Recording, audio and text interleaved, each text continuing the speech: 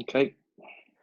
All right, so this is just going to be pretty casual. I'll just have some questions for you. We can, bounce around, just pretty informal.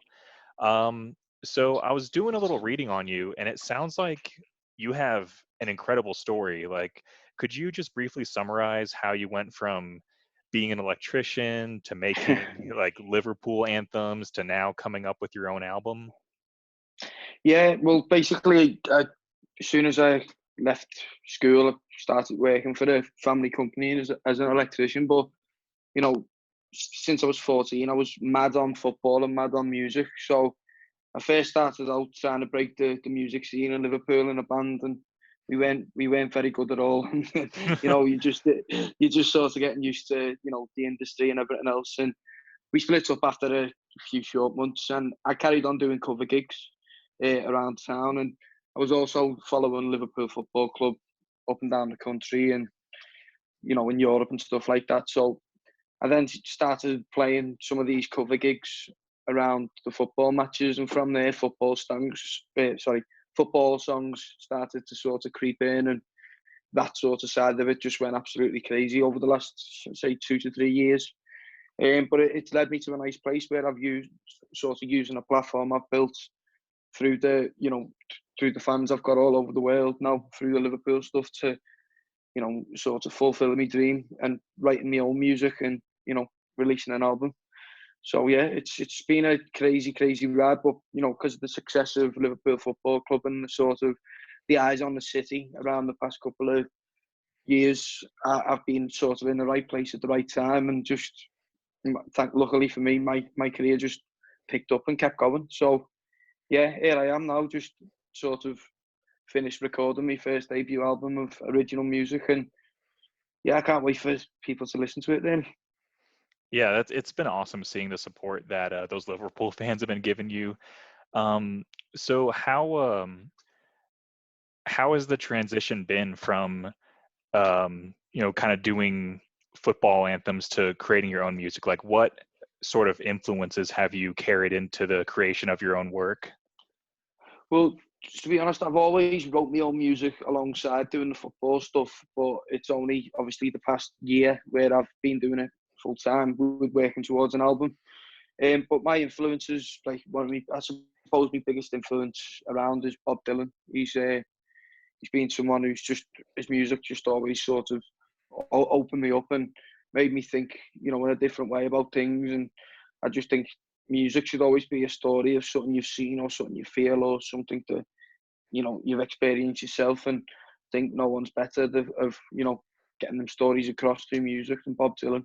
Johnny Cash, I've had spells of Johnny Cash as well. Like, you can't beat a bit of Johnny Cash. At the Oh yeah. the right moment in time, you can just listen to him all day. You know what I mean? If you're in the right hmm mindset. So Dylan was definitely Cash follows. But then I'm also into bands as well. I like an awful lot of music, to be honest. I'll even dabble into a bit of Motown every now and again. You know what I mean? Just to, like I Interesting. say, if the time's right. It's not, obviously doesn't influence me in my music, but I, I've got a broad spectrum. I like Pink Floyd an awful lot, because although the music's sort of not the same as mine, because theirs is a lot more experimental and a little bit, what's the word, psychedelic, whereas I'm a bit more rootsy than that. But they're still quite political in what they're saying in the music, and I respect that, and that's what sort of drives me. It's all what I think and comes from me, and my background really. Um, Obviously, everybody in Liverpool has a Beatles phase. Every kid in Yeah. Liverpool, yeah, it goes without saying. Also with Oasis, most kids in England absolutely, had the spell of Oasis, where they were just the only thing they listened to. I like Kings of Leon's early albums. I thought they were really good. I listened to them a lot when I was younger. And then there's bands like the Arctic Monkeys along the way. You know what I mean? Oh Who've yeah. had spells. Yeah, I suppose it's quite. You could probably guess what sort of music I listen to. Paul Weller as well, the Jam. I like Weller, but yeah, those sorts of bands have driven me. But even like Radiohead, I like their vibes as well. It's just seen them at Glastonbury a couple of years ago, and it's probably the best live show I've seen. It was just, it's unreal. Oh It might wow. have Glastonbury might have had something to do with that as well, and everything Yeah. that comes with it. But but the set was unbelievable, and yeah, they're sort of all my influences as well. Bowie was another one, someone who my mum liked Bowie growing up, so I Oh listened to him yeah. a lot from an early age. So, but now, what about yourself? Who do you listen to? Man, I'm all over the place. I like all the old school rock and roll, a lot of electronic too. I like there's a lot of dream pop bands out of Europe that I really like Slow Dive. Um, I think Ride might be from over there. A lot of hip hop, uh, Yeah, metal. yeah, everything really. Yeah, I like old school sort of hip hop and rap. Like the early stuff where it was, you know, I like Nas. Nas was brilliant. Oh yeah, Especially his early stuff. Like obviously, you go through Tupac, Biggie. I like Eazy-E. I like the whole NWA sort of movement. I think that was, that sort of stuff. It's because it is quite political, I suppose. And if you listen to the album, I don't know if Rob tripped you any tunes over, but the album's sort of, it's not all, fuck the government, so to speak, but it's a little bit, it questions, let's say, it questions certain things that, that I've lived through and that other people have lived through. So, yeah, you can tell any music that sort of makes you think, I suppose that's what I'm all about, really. yeah, absolutely. And there's definitely a lot of parallels between the early hip hop and what David Bowie and even you're doing, where, these were just regular guys who were just telling their story. Like they weren't trying to be rock stars. Like they were just telling it like it was and, trying to get the word out to people who had no idea what was going on. And yeah, I Yeah, really exactly. appreciate that kind of music. I really like it when artists use their position as a platform to get a message out like that. Yeah, I mean, everyone's different, of course, but like I said, yeah, I always think music should be something that you've got to say, or be that as it may. If it's not, if you're happy with how things are, let people know that you're happy about things and why you're happy about things. It should always be, or not every single tune, but definitely if you're releasing an album or a body of work, there's got to be some sort of reflection of yourself in there. It's got to be real, hasn't it? I think.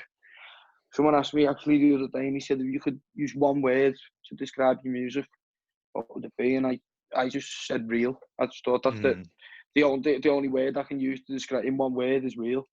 yeah.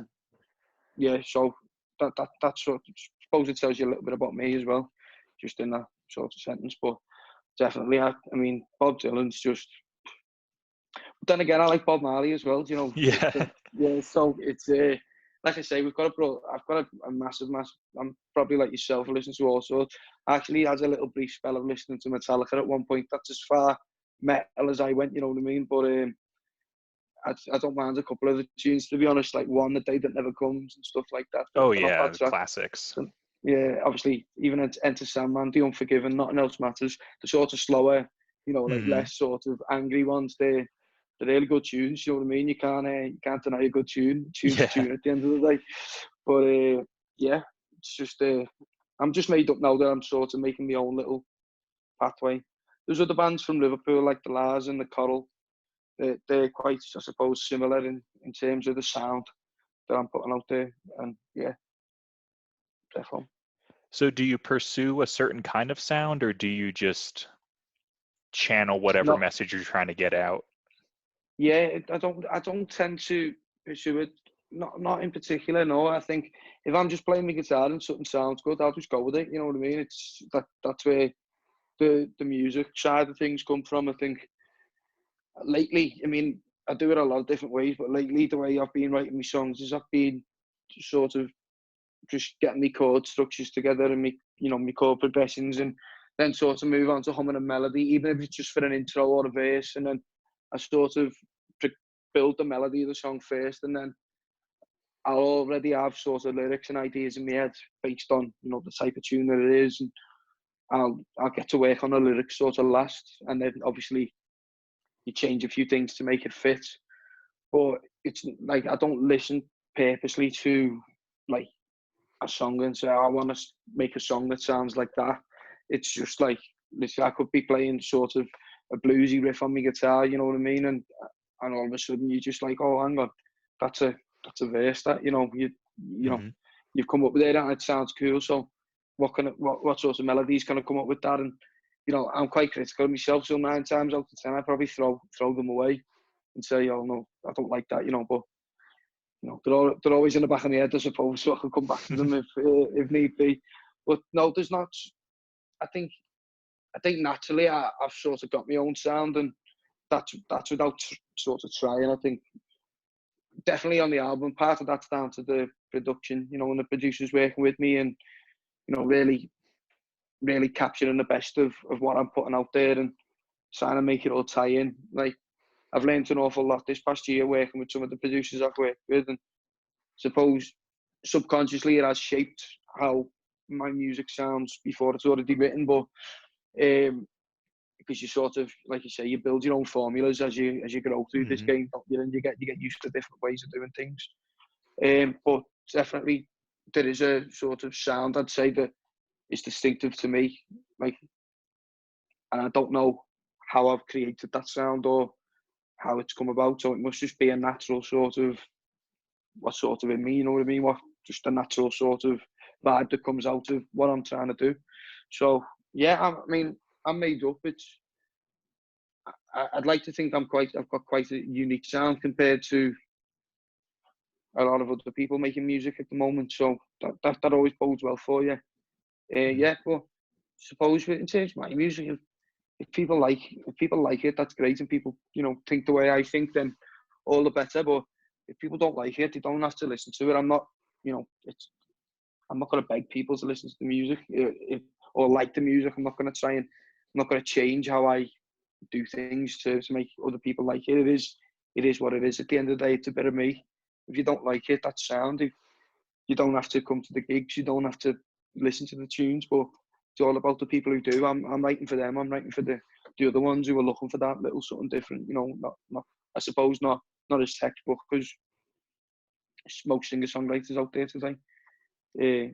But yeah, I just feel like, I always say it on a lot of podcasts and stuff, but I do feel like one of the luckiest lads in the world at the minute. The fact that I'm able to sort of earn my living through the football legacy that I've built in music, and sort of like that's me bread and butter. But it's given me the time now to come off the building sites and really work on music that's a part of me, what I think really matters. And not a lot of other musicians in my boots get that opportunity to sort of spend all that time writing and thinking and coming up with as much music as I do. 12 songs made the album, and I chose that from about 25, and I think I wrote 15 of them in the last 6 months. Do you know what I mean? It's not a lot of bands, I suppose, and artists, because of the working people, and they have to hold down day jobs and everything else. They don't have that much time to put into it. But thankfully, over this last year, as I say, the way my career turned with the football music, it just opened up the door for me to say, like, this is the time now to really focus and learn and sort of put in the work. And I'm made up with what's come out. I can't wait for people to listen to the album and just even to look at it once the album comes. Like, I get my own copy of the vinyl and the CD. It's there forever, isn't it? It's my sort of little part in history as far as I'm concerned. And music brings people together in loads and loads of different ways. And if my own music can do that, then that's what I don't care. Like, that's what you go out to do. You go out to play music with your own music with people. It's not about like flying first class to different countries, or staying in nice hotels and sitting in backstage rooms or anything like that. It's about being there with the people, in a moment, a moment of togetherness, if you like, and just having a good time. That's what music's all about for me. And to be able to do that with my own music on a even a half the scale that I've done it with the football stuff, it'd just be a dream come true for me, really, because it's a tough industry at the moment. Yeah, that's beautiful, and it's awesome seeing your excitement and your humility to get to where you've been. So if someone is unfamiliar with your music, how would you describe your upcoming album to them? Well, obviously, as we touched on before, definitely real.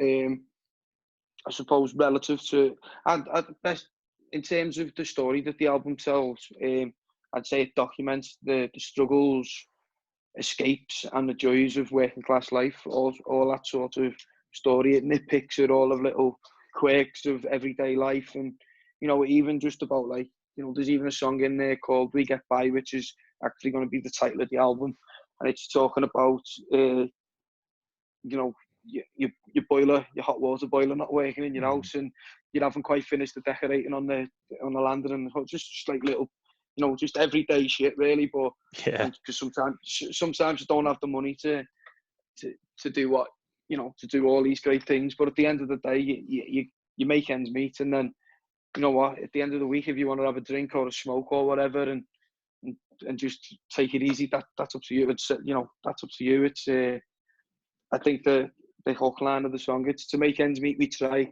and then spend what's left on booze and getting high, but still we get by. That's like a nice sum up of the album really. Musically, it's definitely quite rootsy. I'd say it's somewhere between, I don't know if you've heard the Lars before. It's got a bit of that in it. Yeah. It's a bit. There's a Liverpool band called Shaq. There's Beatles elements to it, obviously. There's a song that I've just released called Grinding the Gears. It's got a sort of Cast / Oasis vibe, it's not heavy on the ears, but it's not too soft either, I suppose. It's nice music, the musicians I've had working with me are absolutely unbelievable. The arrangement that we've come together with for some of the tunes, I couldn't have ever dreamed of me songs sounding like that when I first wrote them on the acoustic. So I'd definitely say it's sort of a bedroomy vibe as well. It's not too pro, the sound of the music, but whilst it's still being really good quality at the same time, I think it's just a reflection of me. Like I say, it's and people who sort of walk my circles. I always think like the Oasis first album and the Arctic Monkeys first album, where the bands had lots to say. The songwriters had an awful lot to say. That obviously your first album is your life's work. So I'm 26 years, 25 when I finished the album. So 25 years growing up in Liverpool, you tend to have a lot to say. So it's all in there. And I just hope people like it. It's just, like I say, it's a bit of me. I suppose it sways towards the left politically. It's real. It's what I think. It's what I think about life, basically. I can't wait just for people to hear it. I think it's always quite hard to put a label on your own music. An actual label on it. It's because it's yours. So I don't want to actually talk too much else about like what people are going to expect the sound of it to be like, because it's just, like I say, it's just me, and I don't want to repeat myself too many times. Yeah, it just is what it is. Yeah, it is exactly what it is. And like I said before, if people like it, then great, thank you very much. Thank you to the people who've listened to my music so far and supported it. It means the world to me, and hopefully it goes further. And I'm coming up with ideas for album number 2 already in this lockdown. I'm making the time, sort of using the time productively, and just there's a lot more to come from me. I just can't wait for all this to be over now and get out there back in the world with my album being out there, and playing with musicians and playing for all the people who come down and listen to me. It seems like it's going to be a long way off, but I think it's going to make that first time or that first gig almost that much sweeter. I suppose you feel like you've never gigged before, because I suppose I can't remember the last time I went this long without playing some sort of show. It is actually, this is the first time I've thought about that, and it's quite scary really, when you think about it, because I'm so used to 3-4 times a week, no problem. It's like that's life. Do you know what I mean? But I suppose it's nice to take the time with people like yourself and talk about everything that's sort of happened up to now, because it's been quite a busy ride. So Oh yeah. I've uh, I've uh, I've had I haven't had much time to reflect, but this is probably why I'm talking so much now. That's okay. Getting getting your interview written right here, just getting it all out. Yeah, Yeah. no, thanks very much. Yeah. So So, oh, go ahead. yeah, after you. No, after you, mate. I was just going to I say, was is there going to anything you ask. wanted to? Yeah, you mentioned politics a couple times. So, what sort of themes do you go into on your album? Well, it's just basically I've got a song called "Something's Gotta Give," and for me, it's just like we're in 2020. You know, you look at Britain, you look at the UK, you look at the USA, and you see that like basically two of the leading countries in the world. You know, in terms of what people look to, all the music industry. It's massive all over the world. Whereas in England, we don't tend to listen to what's going on in Bolivia. Do you know what I mean? In the Hmm. music scene, it's just not that way around. All the movie stars, everything. It's we are sort of, without sounding snotty about it, those two countries are sort of two of the leading, of the Hmm. leaders of the pack. And it just sort of questions like the shambles that's gone on in the two countries over the last few years, in my opinion. This whole Brexit scenario that happened over here. I mean, I just think it's an absolute joke that Mm. the way it was went about in order to get it. It was just like, they played the immigration card really, really strongly, and it sort of put people in fear, and it masked what was actually going on, in my opinion. And everybody at the top sort of quarreling over who gets what, and it's only the working class people and the general pop who have to deal with their wrong decisions and their backwards and forwards and the Hmm. uncertainty and everything else. It affects everybody else in such a different way, but they don't seem to care. It's sort of a manifesto, isn't it? You know what I mean? It's about trending, and likewise over. I mean, I think Donald Trump to be the president of the United States. I mean, I'm not gonna lie that he's not entertaining. He's very, very entertaining in terms of like, Yeah. you look at him on telly and you think, well, you know what, you could have your own TV show, mate. You really could. You're quite a Yeah. funny guy, but I don't think you should be in charge of one of the most powerful countries in the world. You know, how much of a more this coronavirus. I mean, it's a terrible, terrible, horrible pandemic, and it's not nice to point fingers when so many things are going wrong in the world. But if you look at the backtracks he's made, Hmm. right now, no, it's nothing to worry about. It should be treated as a flu all of a sudden. There's mass graves being dug. In 2020, this is real life 2020. It's bizarre, but going back to Trump, like I think all the promises that he made to sort of again to appeal to the right wing and get them on board. Like I don't think he's followed through on too many of them, to be fair. Hmm.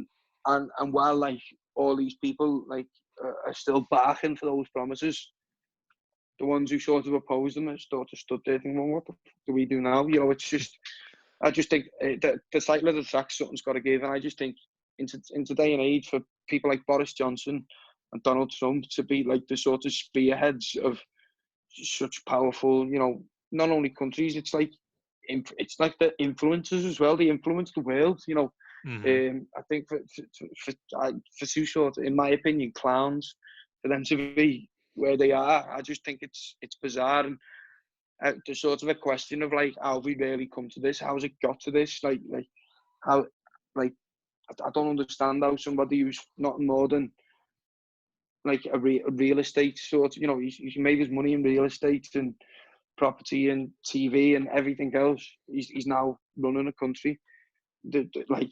Likewise with Boris Johnson, he was sort of seen as like a sort of David Cameron's bully of a henchman, and the jokes were Hmm. made about him for years and years, and no one ever thought he'd be where he is today because he was such an idiot.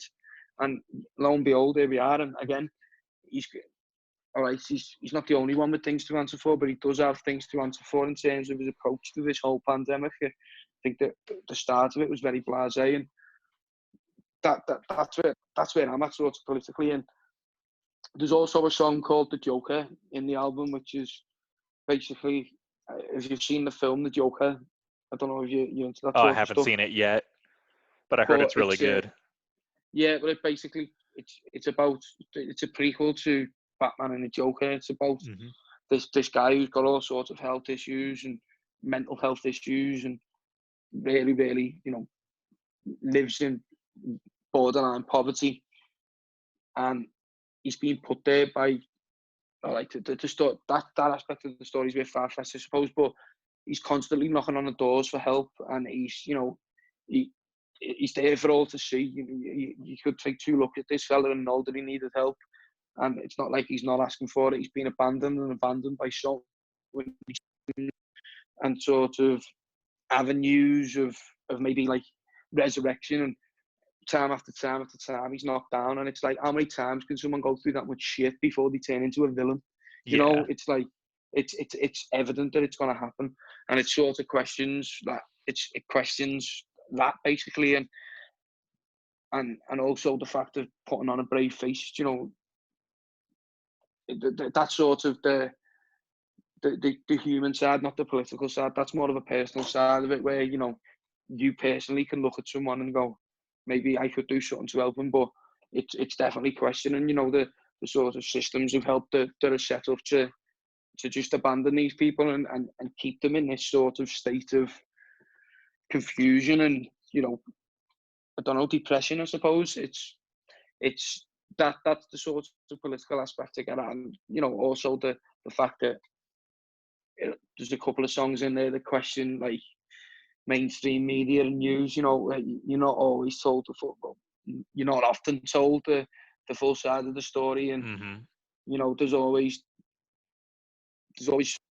thoughts along the way that no one's quite told about, and there's it, for me, it's something that I've grew up knowing, and I feel quite fortunate, because in my city, in my part of this country, we sort of we've been not victims, but well, in a way, yeah, we fell under some harsh circumstances, and it's been through the bad governments, and everything else, and bad media outlets. So we because of our experiences as people, we know that there is more to what meets the eye, basically, and more to what you're told.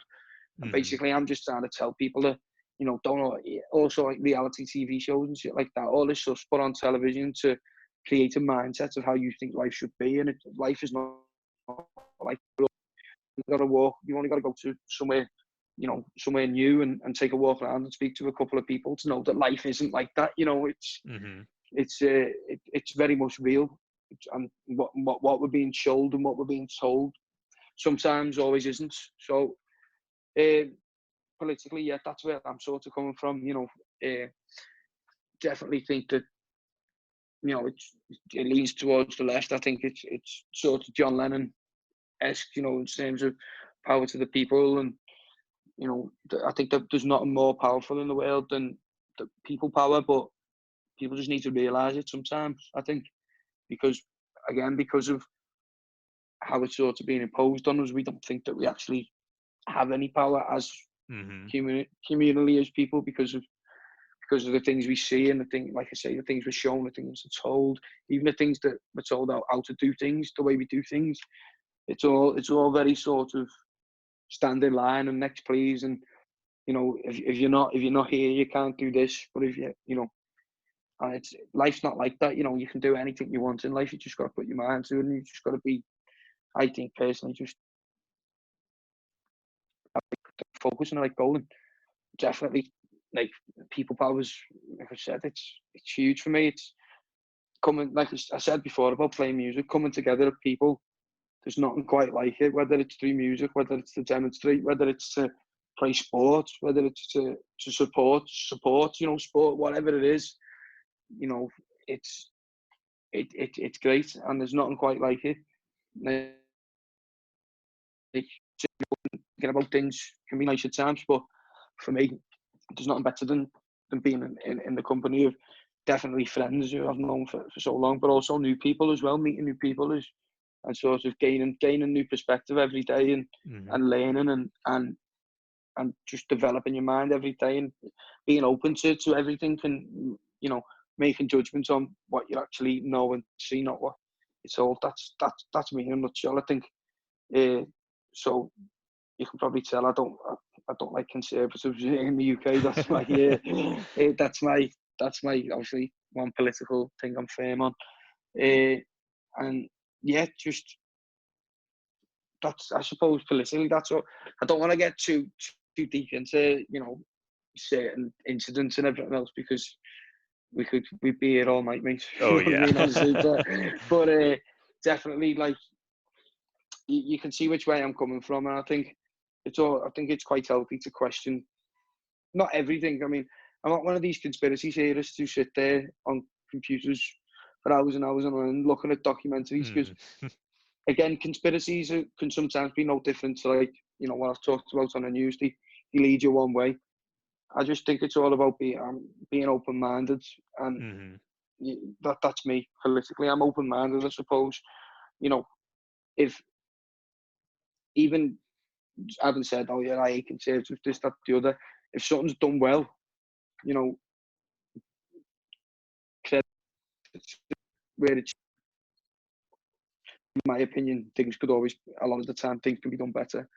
And I just try and sort of speak that through my music, and it's just, I suppose it definitely it questions things, but it gives you, sort of promote belief in a way, that I hope that people can listen to me music and go, do you know what, like, this is I can do things differently, or I can be that person. I can be that person I want to be, and that's what that's what I'm hoping. I think, like, when I've listened to music in the past, like you say, listening to Bob Dylan and all these bands over the years, and you think, yeah, like, and now, like, for example, there's a classic song by Bob Dylan, long song, it's well known, it's called It's All Right Ma, I'm Only Bleeding. And it's it's just like, when I first heard that song, it gave me goosebumps, like literal goosebumps. I think I was nearly had tears in my eyes, because I couldn't believe how real it was. And it's sort of light bulb went off in my head, and I thought, you know what, he's doing nothing there but selling it how it is. Like, that's literally all he's doing. Obviously, he's doing it really, really well. but that's, in essence, that's what he's doing. He's just speaking from what he thinks and what he's seen, and all his knowledge and everything else. It's just coming out in a song. And I thought, well, that, in essence, that's all my music has to be, and that's what I want my music to be. That was like the sort of moment I had when I was a bit younger, and I thought, I can do this, because he's a human being like myself.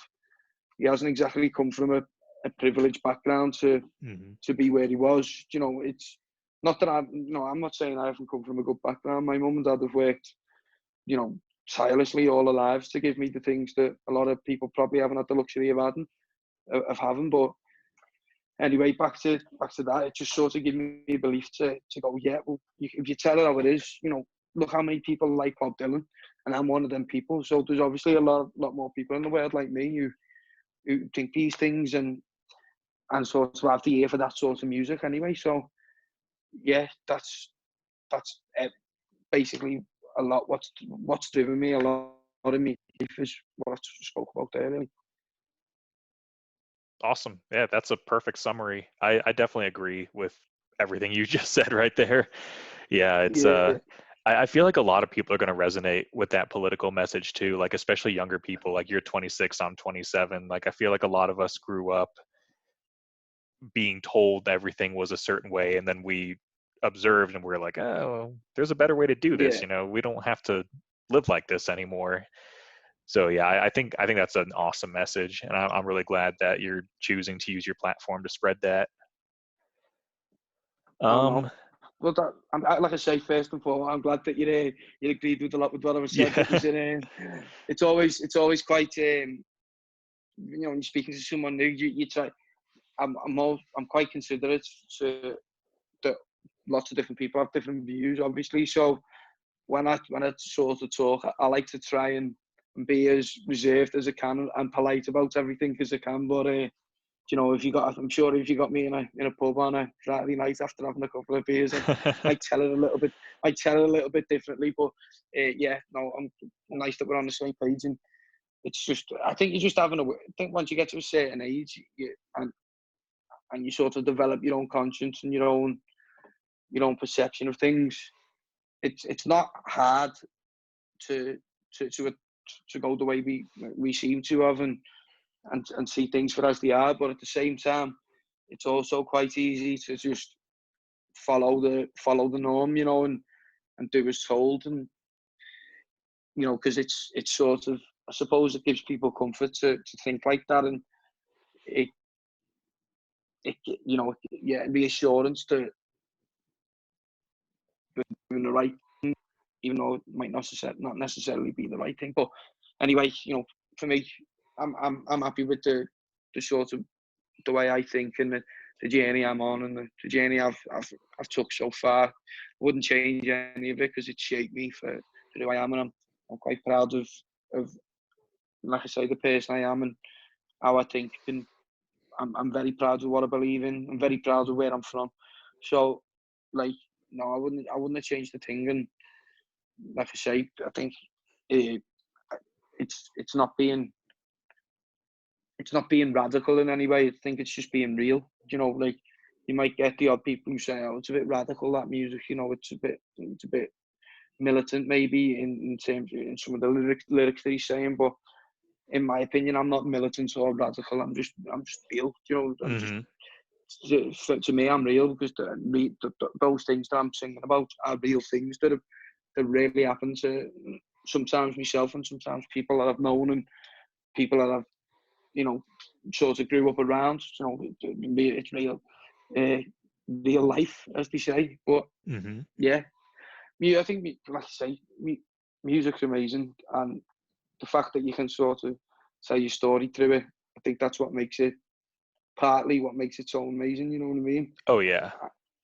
And again, it's not all doom and gloom and political. There's parts of music which I think just singing about being in that place where nothing else matters, and you actually shut off all your views and you know, your worries, and you're just there in the moments at the time, and you're just enjoying yourself and celebrating. And that's also a massive part of life. I think you should embrace that part of life as much as you can. And there's definitely that in my music. I like to think my music can take you away from a bad place. Do you know what I mean? Yeah. Like if you're having a shitty day and these things are getting on top of you, then you can listen to a couple of tracks on the album and go, do you know what? Like, today doesn't seem as bad anymore. You know what I mean? I get that a lot. That sort of me Pink Floyd thing. When I'm having when I've had a busy week or a busy day and things aren't going according to plan, and you know, it's a bit of a tough time because everybody in life has them. I like to listen to a bit of Pink Floyd, I suppose, and just drift away with it. You know what I mean? And yeah. especially the the Dark Side album, where it goes from time into The Great Gig in the Sky. I think that two right in the middle of the album, those two tracks, I think that's where I'm sort of, I think they're the best tracks for forgetting about your worries. You just listen to what's going on in the music and what they're saying, especially The Great Gig in the Sky. There's no words in that song. It's just a sheer emotion of an unbelievable voice. Do you know what I mean? And like, it just transcending, I think. And yeah, that's what's possible about Floyd. You sort of go to somewhere else, and I think, I'm not saying maybe music's Pink Floyd-esque because it's probably not, but I'd like to think it can take you somewhere else, like their music does to me. Do you know what I mean? Yeah, it's like a meditation. Like, you're so wrapped up in your head, but then when a song just carries you away, you're able to just leave all of that. And I do the same thing all the time. When I'm upset, I just ground myself by just getting quiet, putting some music on, and just letting it carry me. Yeah, definitely. Do you know what? Actually, the drummer who I play with, Jim, he's a great drummer. He's got a great taste in music. He sent me a vinyl. It was my birthday not long ago. He sent me a vinyl in the post, and it was Harry Nilsson Smilson. And it's a great album. It's an absolutely great listen. You know, if anyone's looking for it's 1971, I think the album was out, but you know, if anyone's looking for like an old classic that they maybe haven't heard before, I'd definitely say that's something that I'm getting quite into at the minute. Harry Nilsson, I think his voice is unreal, and songwriting was like, you could tell he was friends with John Lennon, put it that way. Yeah, that's a great album at the moment. That's been really, you know, especially in the lockdown, I've been Hmm. listening to it, and it's just sort of just bringing me back to music, you know, and making me realise that although I suppose that's a good thing about music in a time like this, you'll always have music in a time like this. If you've got one thing to get you through, like the boredom and the uncertainty that's going on, is great music is forever, isn't it? So, you know, that can always help. And it's only now, you think about it now and again, but now I'm talking to you about tunes and everything else, you realise the importance of music, I suppose. And I reckon it's something that probably most people take for granted. You know, uh, it's it's definitely taken for granted, I think, because I don't think how many if you ever thought about life without music, I think people, oh yeah, it'd be terrible. But I think if you were to actually sit down and get into it, you know, like watching a television wouldn't be the same, and Hmm. like, you know, everything wouldn't be the same without music. I don't think. I think there'd be so many parts. It'd just be so much. I think it's so less colourful. I think life would be without it, and I suppose to be, you know, as you can tell, I'm passionate about it. So for it to be part of me living now, it's quite crazy, really. And you know, as much as working for the small family company I did as an electrician was fine, and it was a good trade to have, and it, you know, give me some good opportunity in life to take some great trips and, you know, live a good life. But you know, it wasn't something that I look forward to getting up and doing every day. Whereas, you Hmm. know, with this, it's just like every day there's not to, you know, to a certain extent, everything's new, and it's just amazing to. There's no, I don't feel like I'm working anymore. Even now, sitting here Yeah. talking to you, I don't feel like I'm working anymore. I just feel this is. I'll talk to music about absolutely anyone. You know what I mean? It's just, Yeah. it's a part of me. So for this to be sort of part of me day job, and you know, part of how I make my living now, because this is podcasts and promotion and stuff like that. So it's a massive part of, and interviews and all that. It's a massive part of how musicians, you know, build, you know, further build these platforms for themselves. And to think that like this is sort of a day at the one of the days at the office. Do you know what I mean? Yeah. It's quite exciting, and it feels quite rewarding at the same time. You know what I mean? Yeah. Yeah. That does sound extremely rewarding. So I've got one last question. You know, just talking about, you know, how this has changed your career and everything. What would you say is the most memorable moment of your musical career?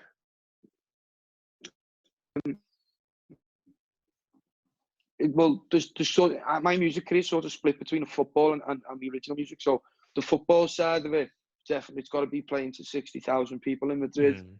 You know, that's like, I don't think even if I could do half of that in my original music, I'd be absolutely, you know, I'd be in dreamland. But in terms of my own music, I think releasing my first single and like doing like that first, everything around that first single was just a great that weekend, I suppose, because I think I'd done like 100,000 streams within Wow. 5 days, which was like, for someone of for your first single signed to an independent label, it's quite a big feat Hmm. uh, for that. And then I had my first obviously single launch gig, my first official gig playing my own music outside of the football world.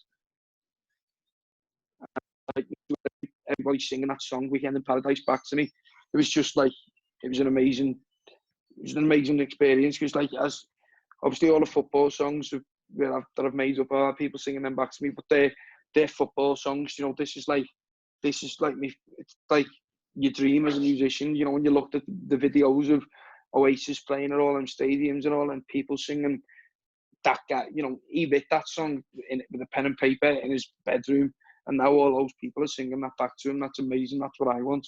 And for me to have my first real taste of that, it's just like, just to see people basically losing the shit to one of my songs. It was just like a feeling of like euphoria that I haven't had since. And definitely the first gig with the band, like that the last gig I'd done in my own city was with the band, and it's just a buzz, like, you know, to have, by that time people knew a few of my own songs, and it was like, these are unreleased songs, some of them, and to see the reaction, and just, it was just an amazing, like, something I'm quite new to me, because the football stuff I've done for so long, it was almost, well, it still is, even though I put everything I've got into it, it's almost like a second instinct, you know what I mean, to do it now. Mm-hmm. With the band for the first time, it was like, wow, like, you know, I could see where all the practice had gone, and like, you know, I'd really worked at it again, and I was really nervous, I suppose, about it, because it was the first time people were going to see that, and it was something new for everyone. And so that feeling of like, of knowing how well it was going as I was playing, it was one of them gigs where you play and you just know that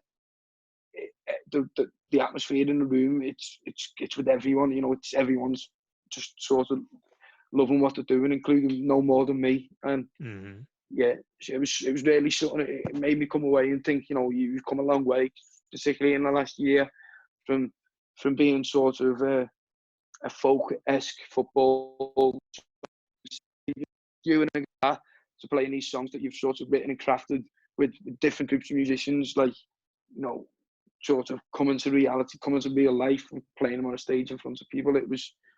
It's seen how far I've come as a musician, as a songwriter, and as a performer as well. It just shows you how crazy the sort of last 18 months, well, the last year's been, with since I signed my record deal to the label. And yeah, like I say, it's definitely, there's been so many good moments, I suppose, but hopefully the best is yet to come. And, you know, once the album gets out there, I'm hoping that will really give me two legs to stand on, you know, in the music industry, and sort of be, you know, and more than anything else, I just want to connect with people. Do you know what I mean? If that album connects with people, that'll be the highlight for me. Having people, you know, for someone to say that my album was in their top 5, just one person in the world to say that other than my family and friends, to say that my album is in their top 5 in the world, or favourite ever albums, that would be like a dream come true, because, you know, that's what, like I say, you know that the whole body of work's connected with people as it should do. And one last thing on the album, it's not, whereas a lot of bands now will just put the 5 biggest singles at the album, and then sort of fill the back end of the album with here or there songs. You know what I mean? My album's not like that. I've structured the track listing to really tell a story in this record, and sort of like the old way. You know what I mean? I've gone back to basics a little bit with it, and it's a concept album. The whole album follows a concept and tells a story and takes you on a journey. And for people to get to understand that, and really, you know, for it to resonate with them, that's the dream. Even if it's only, like you say, a couple of people, I'd rather play to a room full of 2-3 people who were really invested in everything I had to say, than play in front of maybe 500 people who could really take it or leave it, just wanted to go down for a night out. You know what I mean? It's all about the music. It's all about the music with me. And yeah, it's been great talking to you as well, by the way. I've really enjoyed it. Yeah, this has been great. This was my first conversation like this, so yeah, thank you for being cool about it, and yeah, making it so easy for me. Well, yeah, that's all I have for you. It's been great talking to you. I'm real excited for you. Can't wait to see how everyone's going to respond to the new album. Do you have anything else you want to share, just in general, to your fans?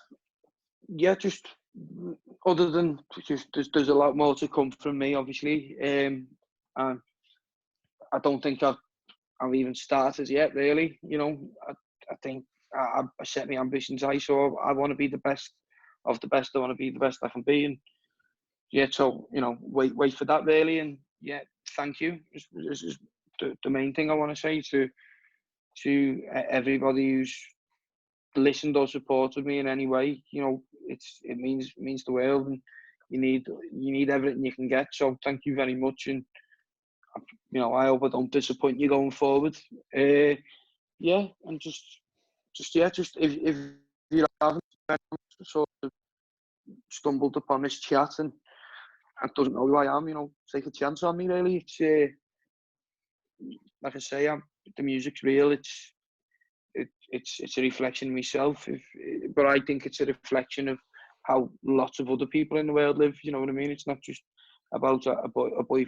It is about a lad from Liverpool, but it transcends to what people go through. Like I say, all over the place. So definitely, you know, give me a go. You know what I mean? Have an open mind like me and see what you think.